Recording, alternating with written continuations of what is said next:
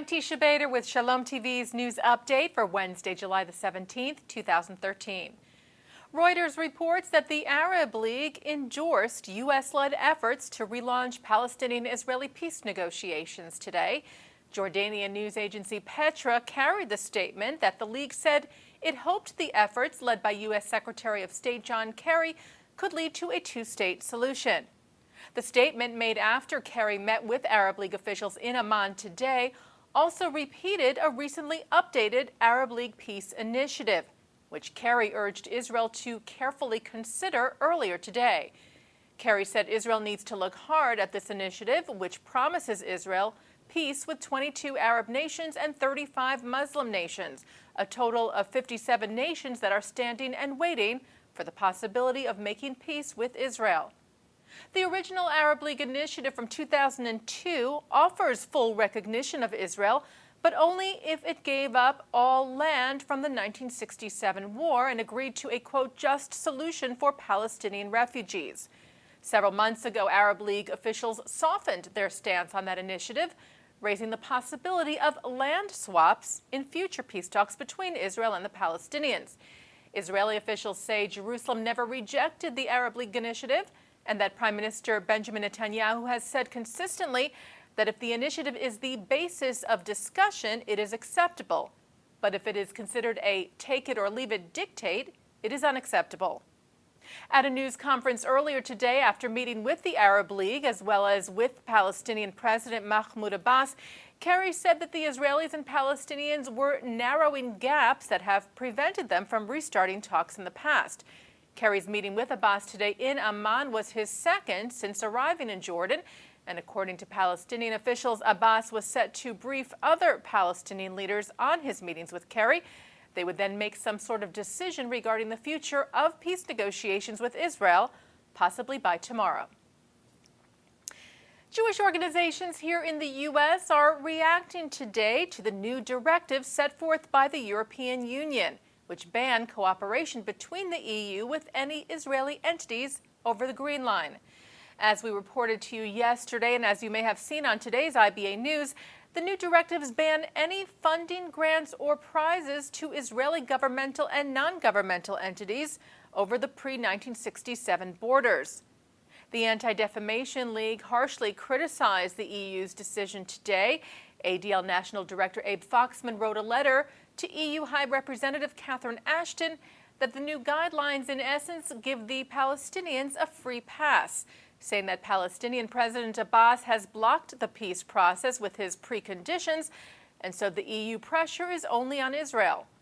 Foxman called on the EU to end its, quote, long-standing habit of not holding the Palestinian Authority responsible for its actions and inactions that are unequivocally obstacles to peace.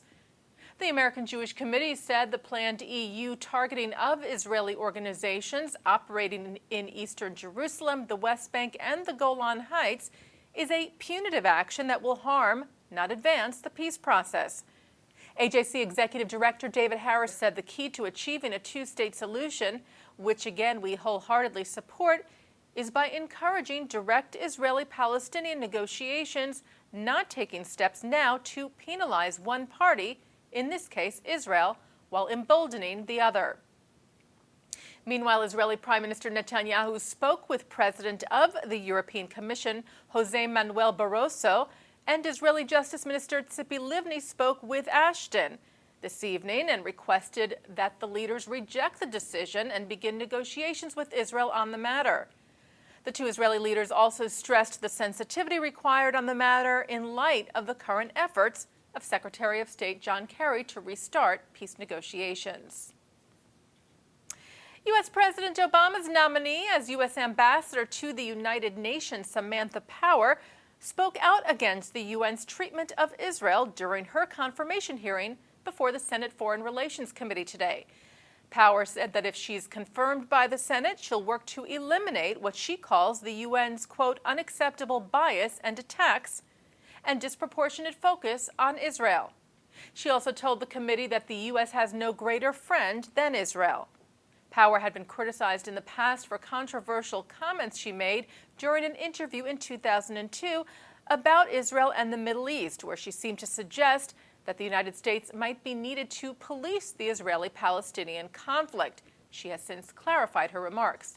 The former White House national security staffer and journalist is expected to win Senate approval to the UN post, replacing outgoing Ambassador Susan Rice. And finally, 16 prominent American Christian leaders are completing an intensive 13-month educational program on Judaism this week in Jerusalem. They are part of the Christian Leadership Initiative, or CLI, a partnership of the American Jewish Committee and Jerusalem's Shalom Hartman Institute. The program began in Jerusalem in 2012, and its last week begins in the city today. AJC's Director of Interreligious and Intergroup Relations, Rabbi Noah Marin, said the unique approach of CLI in advancing interreligious relations provides an open space for Christian leadership to experience and study Judaism and Israel from a Jewish perspective. He said he looks forward to working with the fellows of the program as they apply their learning both to Christian education and Jewish-Christian relations. CLI is co-sponsored by the Hartman Institute and AJC with support from the Alan H. and Selma W. Berkman Charitable Trust. It has been training top leadership of Christian seminaries, denominations, and theological schools since 2008. And that's Shalom TV's news update for Wednesday, July the 17th, 2013. I'm Teisha Bader.